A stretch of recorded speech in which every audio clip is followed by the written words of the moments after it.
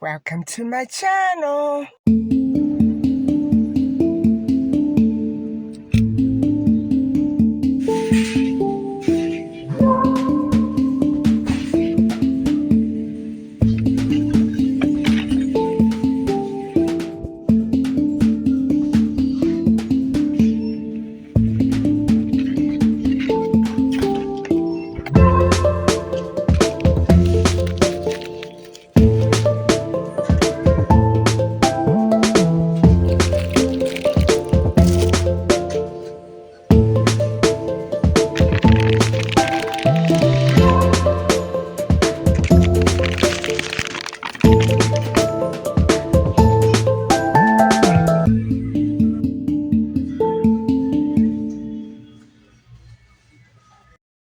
So, besides the photos and the rental car and the sniffing hounds and the whole Ocean Club scenario with these creepy looking guys hanging out there and,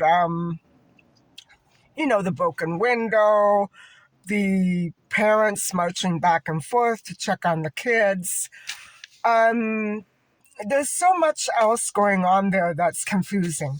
And so one of these other things that's very confusing is, well, the break-ins, the consistent and persistent break-ins at Ocean Club in very much the same style as the break-in of the house where Nicole tipped off the prime suspect and all those euros were stolen. The same style, guys, with heavy equipment to break in. And it was, it was such a regular basis. And that is what criminals do. And so we all heard the story about D'Angelo and what he did throughout his entire life. He did all that, and he was a horrific molester and murderer. And so that's what these guys do in between.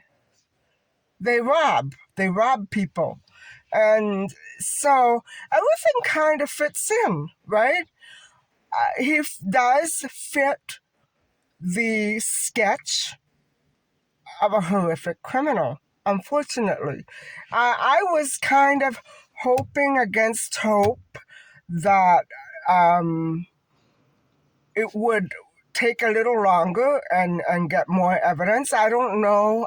Something tells me that there's not going to be an awful lot of physical evidence against him, but I we'll have to see how it turns out. Anyway, so the break-ins at Ocean Club, the break-ins around the area,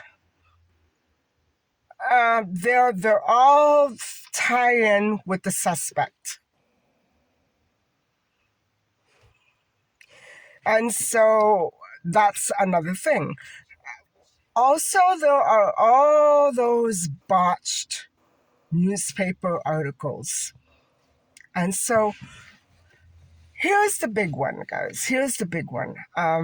What is the suspect's connection with all of that? So I think that I'm going to go over the rest of the case. We still have to discuss a little bit more on Nicole, the prime suspect's girlfriend. And then we're going to talk a little bit about the kids who went missing. And so I may just break it up one more time and maybe do one segment for Ingrid and one for Renee, and the rest of this one for Nicole. I'll talk to you later.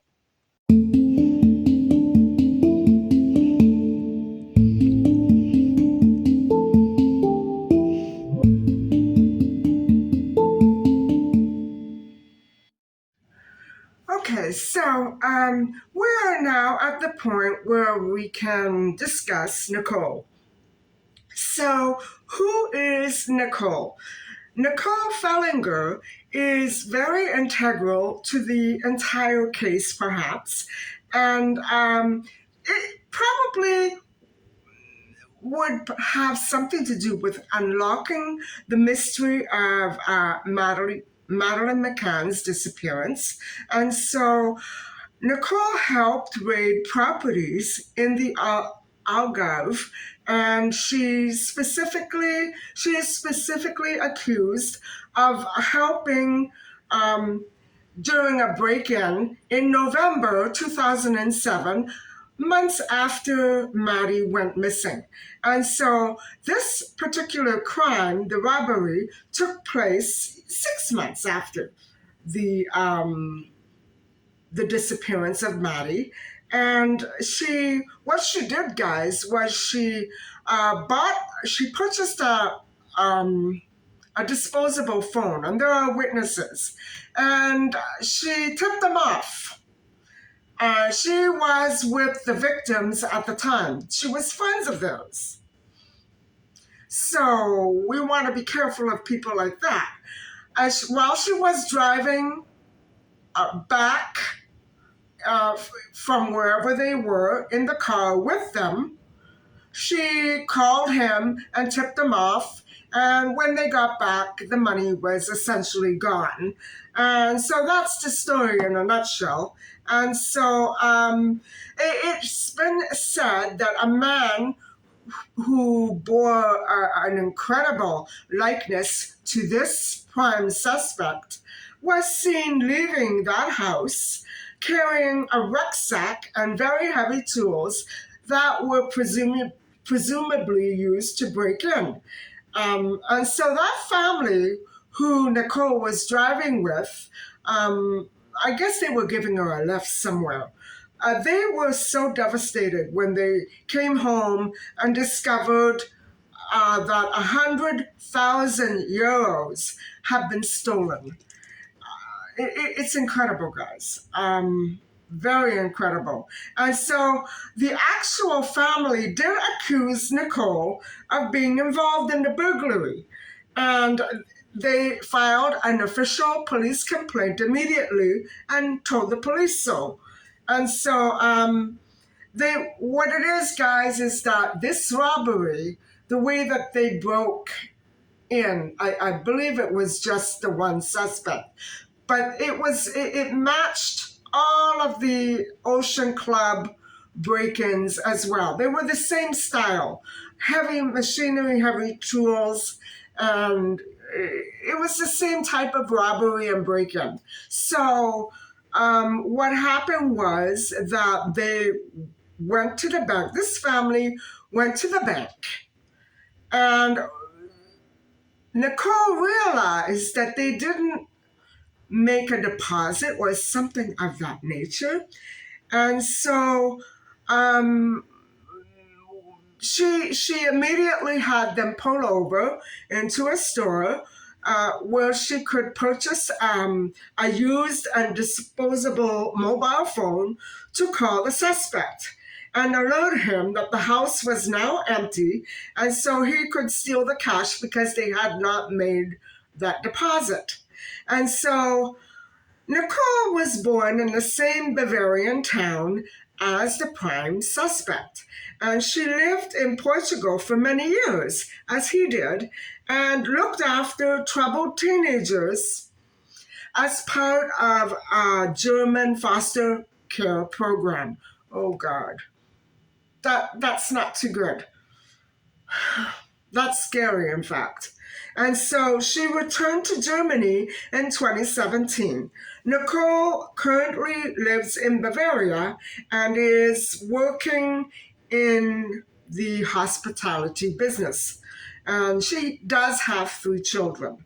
So, guys, go and figure. Go and figure a person who is, I can't believe that she did that. I really can't believe that she did that. And so, anyway, I'm so tired, guys.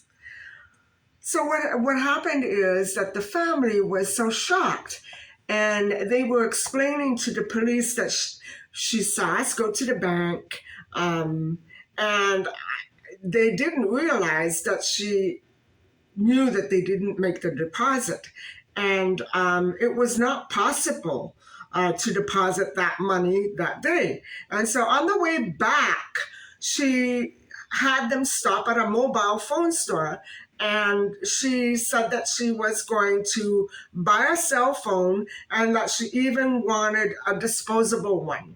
And so, you know, to her, when she was explaining this to that family, it was also matter of fact, and she was trying to she was trying to emphasize the fact that she had something to hide. You know what I'm saying? And so I'm supposing that the family dropped her off, they dropped Nicole off, and they didn't actually go home until a couple of days later. I assumed that they were on a short trip.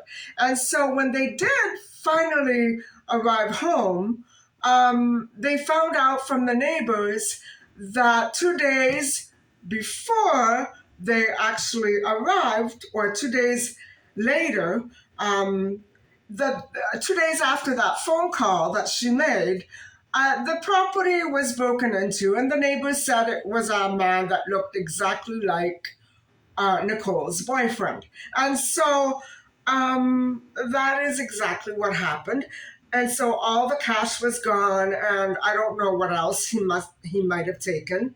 And so that case was never solved, even though the report was filed, and Nicole was a suspect. Nothing ever came of it. So that's unfortunate. So as far as Nicole and her role in Maddie McCann's case, there were also reports that she probably was the one, the female that the prime suspect called on the evening that Madeline vanished. But no evidence was ever confirmed, basically probably because the phone was disposable, right?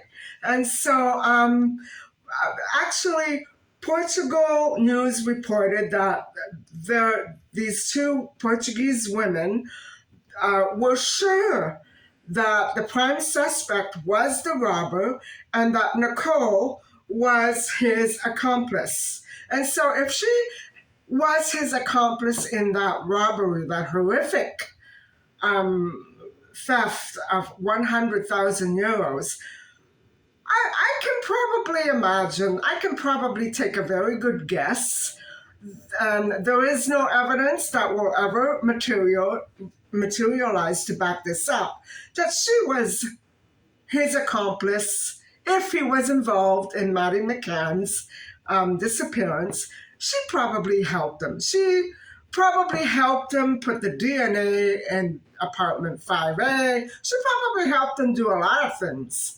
She probably made the call to police to tell them, hey, there's blood in the apartment. You better go look. And making it look like the McCanns had just moved her. Instead, it was probably, I mean, if not anybody else, it could have been the prime suspect and Nicole. I'm just figuring, I'm going by plain and simple logic here. And so I'm wondering if the Portuguese police knew that and didn't know how to cover it up. Because, guys, if they knew that, I think they should be investigated. I think there should be retribution, punishment, if they were involved in a cover up. I'm just saying, I don't think that the case should end with the prime suspect. He had a lot of help. So that's what I'm trying to, instill. The message is that he wasn't alone, he had help. But there doesn't seem to be much else going on at the moment in terms of suspects. But, Nicole, she doesn't sound like very good news to me. So that's all I'm going to say on my suspicions, because I don't know, and I don't like to throw out suspicions when I don't know, right? And so she was actually traveling with that family, guys, in their car, and she was a family friend. So I really think that people who do that have serious problems. And they have to be very unhappy in order to carry out something so deceptive and vicious against people that you claim to call your friends or even care about. Um, Nicole saw the family leave with the suitcases in their hands. And she was in the car the whole time. And they left her alone with their granddaughter. So even somebody who works in the field could not be trusted by friends. So it's not a very nice story for her to have in her background, because now I don't know if police are ever going to do anything about this or investigate any further, but definitely her role needs to be looked at very carefully, because when you look at it, whoever did all those things, whoever framed the poor McCanns, certainly had a lot of help. And there may be more than one person. That's what I'm saying. If it's a ring of human trafficking, it sounds to me that she could be part of it. And for him to have 8,000 digital photos of children, there's no doubt in my mind that some sort of criminal ring is involved. So I, it's up to you. And it's really weird to think that she actually pretended that nothing was wrong. She was in the car with them, and then all that money was gone. Obviously, she shared that money with the suspect because she helped them. So maybe that was part of the arrangement. If I help you, you give me some of that money. I don't know, guys. I don't know. I'm just throwing out ideas because I just found out. This is a shock to me. And so it's so awful to know that there were people like that uh, working against little Maddie McCann. She didn't stand a chance, guys. Although I'm not saying that I feel for sure that she's no longer around. I don't know. I'm hoping she is. I'm hoping that somehow she managed to survive and that she really is out there. Uh, but we have to look at facts the way they really are. I'm not sugarcoat them. And it's very doubtful to me that if they were that mean to her own friends, what would they have done to a helpless little child? I don't want to think about it. And so I, I'm upset. As for the prime suspect, one man recalls meeting him in a trailer park in 2007, and he the man went inside the camper and looked around. It was a cream-colored camper, a Winnebago, and it was a camper van. And so the man went into the camper van and he looked around, he looked inside, and he said, Bruckner, what do you do for a living? You know, what do you do in Portugal? What's your job here? And Bruckner, the prime suspect, said, I work and I get money because I have a special business.